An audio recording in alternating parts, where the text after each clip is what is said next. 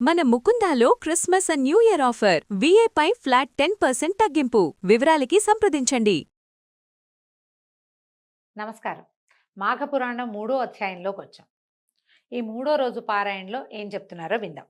దిలీప భూపతికి వశిష్ఠ మహర్షి ఇలా తెలియజేస్తున్నారు. నేను వివరించే విషయాల్ని శ్రద్ధగా ఆలకించి గ్రహించు. ఇది అత్యంత పురాతనమైనది, ఎప్పుడో జరిగిందట. కృతయుగం నాటి కథ చెప్తున్నారు.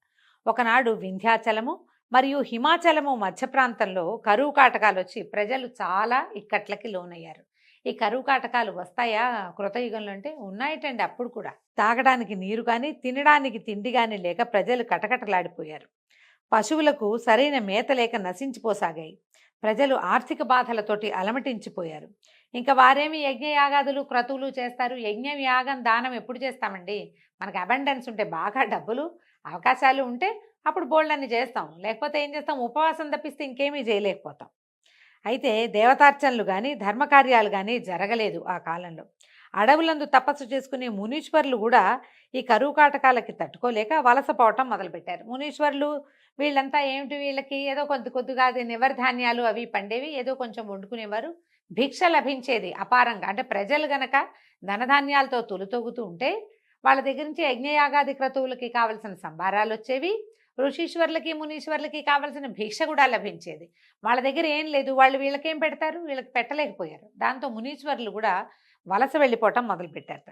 ఈ ప్రాంతంలో ప్రవహిస్తున్నటువంటి రేవా నదీ తీర ప్రాంతం అంతా కూడా, రేవా నది చాలా, ఈ రేవా తీరం ఎక్కడ కనపడుతుంది మనకి? సత్యనారాయణ వ్రత కథలో రేవా తీరంలో చెప్తారనమాట. రేవా అనే నది ఉందని. విడిగా మనకెక్కడ ఆ నది కనిపించదు, అంటే మన ప్రాంతంలో లేదు కాబట్టి. ఇదంతా నీళ్లు తగ్గిపోయి ఫలవృక్షాలు పంట భూములు ఎండిపోవటం మొదలుపెట్టాయి. కనీసం తాగడానికి కూడా నీరు లేని దుస్థితి దాపురించిందట. ఈ అడవిలో బహుముఖ ప్రజ్ఞాశాలి తపోధన సంపన్నుడైన భృగు మహర్షి కూడా నివసిస్తూ ఉండేవాడు. ఈ అనావృష్టి ప్రభావం ఆయన కూడా తగిలింది. ఆయన కూడా ఈ నీచ నికృష్ట కరువు కాటక స్థితిని భరించలేకపోయాడు. సరే, ఎంతో కాలం నుంచి ఉంటున్న ఈ ప్రాంతాన్ని విడవలేక ఆలోచించి చివరికి హిమాలయ ప్రాంతాలకి వలస వెళ్ళిపోయాడట.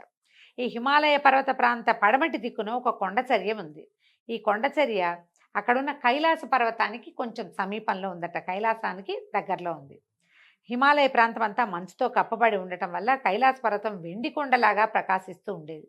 ఆ ప్రాంతం అంతా ఇంద్రనీల మణుల చేత నిక్షిప్తమై అక్కడ ఉన్నాయట. ఇంద్రనీల మణులు అంటే గనులు ఉండుంటాయి. రాళ్ళు అట్లాంటి నీలపు రంగున్న రాళ్ళు అయి ఉంటాయి.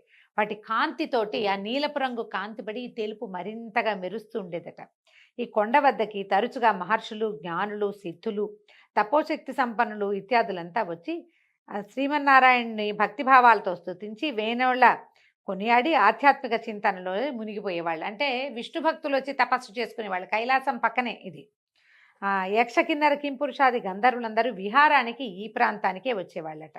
దిలీప చక్రవర్తి అడుగుతున్నారు, మహాత్మా, ఈ పర్వత వైశిష్ట్యత కడు రమ్యంగా ఉంది, మరింతగా మరీ వింత కొలుపుతోంది, మరిన్ని విశేషాలు చెప్పండి అని అడిగేసరికల్లా అప్పుడు ఈయన వశిష్ఠ మహర్షి ఇట్లా చెప్తున్నారు. విషయ పరిజ్ఞానం సంపాదించుకోవాలని నీ కుతూహలం చాలా శ్లాఘనీయమైందయ్యా. నీ అభీష్టం ప్రకారమే మరింతగా చెప్తాను విను. ఇది ఒట్టి కొండ, ఏవో రాళ్ళున్నాయి, మెరవటమే కాదు, ఇక్కడ ఇంకా చాలా వింతలున్నాయి. ఈ వింత వన్యమృగాలు, పలు రకాలైన పక్షులతోటి నిండి ఉండే ఈ పర్వతరాజం మిక్కిలి విచిత్రమైనది. సాధారణంగా అంత మంచుంటే పక్షులు ఉండవనుకుంటాం, కానీ హిమాలయ వర్ణనలో హిమాలయాల మీద చెట్లు ఉన్నాయని, కొండలు, పర్వతాలు, శిఖరాలు చాలా ఉన్నాయని, బోలెడు రకాల జంతువులను గురించి వర్ణన ఉంటుందండి. కాళిదాసు రాసినటువంటి మన కుమార సంభవ కావ్యంలో హిమాలయాల్ని భలే అద్భుతంగా వర్ణిస్తారు. చాలా బాగుంటాయి. ఇవి కూడా అందులో నుంచి చెప్తున్నారనమాట. ఇంతలి చెట్లు చిత్రాతి చిత్రములైన వర్ణములతోనూ ఫలపుష్పాదులతోని నిండి ఉండి కడు రమ్యంగా ఆకర్షణీయంగా ఉంటాయి. ఆ పర్వతరాజం 30 యోజనాల పొడుగు, 10 యోజనముల ఉన్నతమై అలరారుతూ ఉంటుంది. ప్రకృతి సౌందర్యాన్ని అంతటినీ సంతరించుకున్నటువంటి ఆ పర్వతరాజం దగ్గరికి భృగు మహర్షి వచ్చి ఆ పర్వతం యొక్క అందచందాలకు, సుందర నయనానందకర దృశ్యాలకు అచ్చెరువంది కడు సంతోషాన్ని పొందాడు. తాను తదేక దీక్షతో తపస్సు చేసుకోవడానికి ఇదే అనువైన ప్రాంతమని అనుకుని అచోటనే తన ఆశ్రమాన్ని నిర్మింపజేసుకుని తపస్సు కొనసాగించాడు. ఇట్లు కొంతకాలం అయింది. భృగు మహర్షి యొక్క తపస్సు నిర్విఘ్నంగా కొనసాగుతూ ఉంది. అత్యంత పరమనిష్టాగరిష్ఠుడైనటువంటి భృగు మహర్షికి ఆ ప్రాంతం ఎంతో తగినట్టుగా ఉంది. సంతృప్తిగా తపస్సు చేసుకుంటూ ఉండేవాడట. కొన్నాళ్ళు అయిన తర్వాత ఒకనాడు ఒక గంధర్వుడు భార్యా సమేతుడయ్యి ఈ పర్వతం మీదకి వచ్చి విహరిస్తూ తపస్సు చేసుకుంటున్న భృగు మహర్షిని చూశాడు. మహర్షి పట్ల ఆకర్షితుడై తన వృత్తాంతాన్నంతా చెప్పాడు. దగ్గరకు వచ్చి నమస్కారం చేశారు భార్య భర్త ఇద్దరు. అతను ఏం చెప్తున్నాడు, ఓ మహాత్మా, తమరు తపోశక్తి సంపన్నులు, సర్వజ్ఞులు కావున మీరు దయతలిచి నా కష్టాలని కడతీర్చమని ప్రార్థిస్తున్నాను అన్నాడు. అనేసరికల్ భృగు మహర్షి, గంధర్వ, నీకు వచ్చిన కష్టం ఏమిటి? నువ్వెందుకు విచారంగానో భార్యాద్వితీయుడుగా ఉన్నావు? భార్యాభర్తలిద్దరూ కలిసి ఉంటే ఇంకా కష్టం ఏమిటి? అదే కదా అత్యంత సుఖమైన సంగతి. ఇలా ఎందుకు బాధపడుతున్నావు? నీ వృత్తాంతం అంతా చెప్పు. ఏ విషయం వల్ల నువ్వు బాధపడుతున్నావో నాకు అర్థమయ్యేలాగా చెప్పమన్నాడు. అప్పుడు గంధర్వుడు చెప్పాడు, ఓ భృగు మహర్షి, నా కష్టాన్ని నేను ఏ విధంగా చెప్పను? నాకు పూర్వజన్మ పుణ్య ఫలమున స్వర్గం ప్రాప్తించింది, కానీ నాకెందుకో పులి ముఖము కలిగినది. ఈ వచ్చిన గంధర్వుడు శరీరం అంతా అందంగా సౌష్ఠవంగా చక్కగా బంగారపు రంగులో మెరిసిపోతూ వివిధ రత్నాభరణాలు ధరించి చక్కగా ఉన్నాడు. కానీ అతని ముఖం పులిలాంటి ముఖం, పూర్తిగా పులిగా లేడు. కానీ ఒక రకమైన భీషణమైందంటే గండస్థలాలు అవి ఇలా గండరించి ఉండటము, కళ్ళు అవి విస్తారంగా ఉండటం, అంటే విశాలమైన నేత్రాలు కావవి, పులి కళ్ళు ఇట్లా పైకి లేవదీసినట్టుంటాయి. కనుబొమ్మలు తక్కువగా ఉండటము, మొహం గండుగా ఉండటం. అందమైన ముఖం కాదు, శరీరం చక్కగా ఉంది లావణ్యంగా, ముఖానికి ఆ లావణ్యం లేదు. పులిలాంటి ముఖ కవళికలు కలిగి ఉన్నాడనమాట.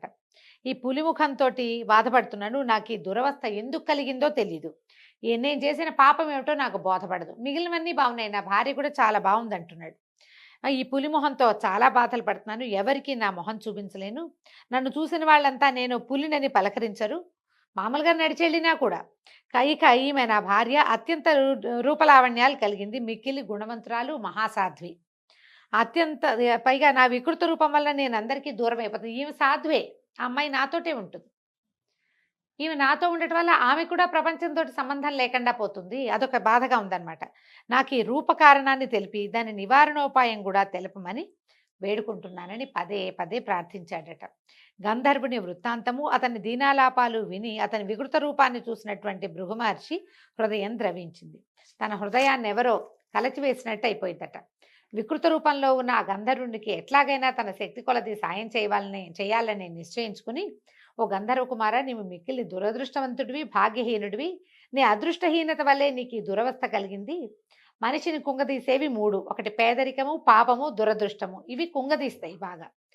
కావున వీటిని నివృత్తి చేసుకోవాలి. ఇప్పుడు మనిషి అంటే వీడు గంధర్వుడు కదా, ఆ గంధర్వుడికైనా సరే ఇలాంటి సమస్యలు వస్తాయి. మనం చాలా పురాణ గాథలు వింటుంటాం. గంధర్వులు, యక్షులు వీళ్ళంతా కూడా ఏదో ఒక శాపానికి లోనే మానవ జన్మెత్తాల్సి వస్తారు. రకరకాల నానాయోనుల ఎందు పుట్టాల్సి వస్తారు. వాళ్ళకు కూడా వస్తాయి. పూర్తిగా దేవయోనులు కాదు, వాళ్ళు పూర్తిగా దేవతలు కాదు, ఆ జాతులకి చెందిన వాళ్ళు. దానివల్ల వాళ్ళకి స్థాన భ్రంశము, పదవి భ్రంశము, శరీరమే లేకపోవటము, ఇలాంటి రకరకాల అవస్థలు వస్తాయి. అందుకని దానికి చెప్తున్నారనమాట. ఇది ఒక మాఘమాస స్నానం వల్లే సాధ్యం. దీనికి అదే పరమౌషధం. మాఘమాస స్నానాన్ని ప్రతివారు జాతి కుల మతముల భేదం లేకుండా జనులందరూ చేసి తమ తమ పాపాలని నివృత్తి చేసుకోవచ్చు. కావున నీవు కూడా నీవి భార్యతో సహా ఈ మాఘమాస పర్వదినములందు నదీ స్నానాన్ని చేయి, నీకు శుభములు చేకూరగలవు. ఇప్పుడే మాఘమాసం మొదలైందని చెప్తున్నారు. ఇది మాఘమాసమే కాబట్టి మీ ఇద్దరు నదీ స్నానం చేసి పవిత్రులై విష్ణు పూజ నిర్వహించండి, మీకు మేలు కలుగుతుంది అన్నారు. మాఘమాస నదీ స్నానం చేసుకునేసరికి నీ కష్టాలు తొలగిపోతాయి, భయపడద్దు, నీ మనోవాంఛ నెరవేరుతుందని మునిపుంగవుడు మాఘమాస విశిష్టతని వివరించాడు. ఇప్పుడు చూడండి, మనం మామూలుగా ఏం చెప్తున్నాం, సూర్యారాధన అని చెప్తున్నాం, విష్ణువారాధన అని చెప్తున్నారు. ఈ మాఘంలో స్నానం చేసి విష్ణువాలయాన్ని దర్శించడం చాలా మంచిది, విశేషమైంది. విష్ణువాలయాన్ని దర్శించలేని వాడు సూర్యుడి ముఖం దర్శనం చేసినా కూడా ఫలితం లభిస్తుంది.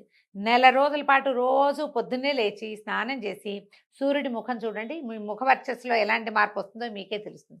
మొహం మాడిపోయేదాకా నుంచో ఒక్కర్లా సూర్యుడి ముందు ఓ చెంబు నీళ్ళు చూపించి నమస్కారం చేసుకుంటే ఉదయకాలపు సూర్యకాంతి వల్ల శరీరానికి కావలసిన కొన్ని విటమిన్లు అందుతాయి. పొద్దున్నే లేవటం వల్ల మొహం వికాసంగా ఉంటుంది. తెల్లవారే లేచి స్నానం చేయటం వల్ల ఫ్రెష్గా ఉంటాం, ఆరోగ్యం బాగుంటుంది. స్నానం చేసి ఆహార స్వీకారం చేయటం వల్ల కూడా ఆరోగ్యం బాగుపడుతుంది. ఈ పొద్దున్నే లేవటం కోసం మనం ముందు రోజు రాత్రి పెందరాళే పడుకుంటాం, లేవాలన్న ఇంటెన్షన్ ఉంది. ఇప్పుడు ఈ కాలంలో లేవటం వల్ల, పొద్దున్నే లేవటం వల్ల కాల విరేచనం అవుతుంది, కాలకృత్యాలు సమయానికి అవుతాయి, టైం కలిసి వస్తుంది. మనం అనుకున్నది అనుకున్నట్టుగా అవుతుంటే ముఖ వికాసం ఆటోమేటిక్గా ఉంటుందండి. మనం చూడండి, సక్సెస్ఫుల్ పీపుల్ మొహాలు బ్రైట్గా ఉంటాయి. సక్సెస్ అంటే అదేమిటో వ్యాపారం బ్రహ్మాండం పగలగొట్టాలని అనుకోక్కర్లేదు. మనం రోజు అనుకున్న ప్లాన్ ప్రకారం సరిగ్గా పని జరిగినా కూడా సక్సెస్‌ఫుల్ అయినట్టే. సక్సెస్ అవుతాం. ఆ సక్సెస్ వల్ల మనకి ముఖంలో వికాసం ఆటోమేటిక్‌గా వస్తుందండి. అదే చెప్తున్నారు. మాఘమాసం అత్యంత విశేషమైనది. దీనికి పొద్దున్నే లేవడం, ఈ స్నానం చేయటం, సూర్యారాధన లేదా భగవదారాధన మనం ఏది ఆరాధన చేసుకుంటే మన ఆరాధన క్రమాన్ని బట్టి. మనం ఇంకేం చెయ్యం. మనకు సూర్యారాధన లేదు, ఇంకో ఆరాధన లేదు. కానీ సూర్యుడు అందరికీ అవసరం కదండీ! ఆరాధన లేదు, సూర్యుడు మీకొద్దా? కావాలి ప్రతి వాళ్ళకి. సూర్యుడే కదా మన రోజుని నడిపేవాడు. మనకి పచ్చదనాన్ని ఇచ్చేవాడు, మన కళ్ళకి వెలుగిచ్చేవాడు, మన ఇంటికి ఆరోగ్యాన్ని ఇచ్చేవాడు సూర్యుడే. ప్రతి వాళ్ళు జాతి, కుల, మత విచక్షణ లేకుండా సూర్యుడికి నమస్కారం చేయవలసిందే. అది ఖచ్చితంగా చెప్తున్నారు. చూడండి పురాణాల్లో కూడా జాతి, మతం అని ఎందుకు చెప్పారు? నేను సూర్యుడిని ఆరాధించండి, ఆరాధించను, నేను గణపతిని ఆరాధిస్తాననేవాళ్ళు ఆ కాలంలో కూడా ఉన్నారు. గాణాపత్యము అలాంటి మతాలుండేవి. అయినా సరే సూర్యుడికి నమస్కారం చేయాలి, స్నానం చేయాలని చెప్తున్నారు. గంధర్వుడు అతని భార్య కూడా శ్రద్ధగా ముని చెప్పిందంతా విన్నారు. మాఘమాస మాహాత్మ్యాన్ని గ్రహించారు. వెంటనే సమీపమునందున్న నదిలో సతీ సమేతంగా గంధర్వుడు ముని చెప్పినట్లే స్నానం చేశాడు. అయితే కథలో చెప్తారంటే అంతే ఇలా ఒక్కసారి స్నానం చేయగానే ముఖవర్చస్సు మామూలుగా అయిపోయిందని. ఈ నెల రోజులు మాఘ స్నానం చేయటం వల్ల, సూర్యారాధన చేయటం వల్ల, విష్ణువారాధన చేయటం వల్ల మాఘం అవ్వగానే అతనికి ముఖంలో మార్పు వచ్చిందని పద్మపురాణంలో చెప్పబడిందండి. మామూలు పురాణాలు ఒక్కసారి చేస్తే అయిపోతుంటారు. ఒక్కసారి చేస్తే కాదు, సమయం పడుతుంది కానీ అవకాశం ఉంది. అయితే క్రమంగా అతనికి ముఖంలో ఉన్నటువంటి పులి రూపం పోయి అందమైన తోటి వెలిగిపోసాగాడు. భర్తను చూసిన ఆ గంధర్వుని యొక్క భార్య ఆనందంతో ఉబ్బి తబ్బిబ్బైపోయింది. మిక్కిలి తేజస్సుతో సుందరమైన ముఖవర్చస్సుతోటి ప్రకాశిస్తున్న భర్తని కౌగిలించుకుంది. అమితానందంతో ఆ గంధర్వ దంపతులు ఆనంద సాగరంలో ఓలలాడారు. కొంతసేపటికి గంధర్వ దంపతులు ఇద్దరు తీరుకొని మునిశ్రేష్ఠుడైన భృగు మహర్షి దగ్గరకు వచ్చారు. వాళ్ళిద్దరూ మహర్షికి సాష్టాంగ దండ ప్రణామాలు చేసి భృగు మహర్షిని వేనోళ్లా కొనియాడి తమ నిజ నివాసానికి వెళ్ళిపోయారు. భృగు మహర్షి వారిని హృదయపూర్వకంగా దీవించి పంపివేశారు. ఈ విధంగా ఈ పులిముఖం కలిగినటువంటి గంధర్వ యువకుని చరిత్రని వశిష్ఠ మహర్షి దిలీప మహారాజుకు విన్నవించి, రాజా విన్నావు కదా ఈ మాఘమాస ప్రత్యేకత, కాబట్టి మాఘమాసంలో కేవలం నదీ స్నానం చేస్తేనే ఎలాంటి పుణ్యం సిద్ధిస్తుందో తెలుసుకున్నావు కాబట్టి ఈ మాఘమాస స్నానాలని విశేషంగా చేయాలని ప్రచారం చేయమని దిలీప మహారాజుకి వశిష్ఠ మహర్షి తెలియజేశారు. దీంతో 3వ రోజు పారాయణ పూర్తయిందండి. రేపు ఉదయం 4వ రోజు పారాయణతో మళ్ళీ కలుసుకుందాం. నమస్కారం.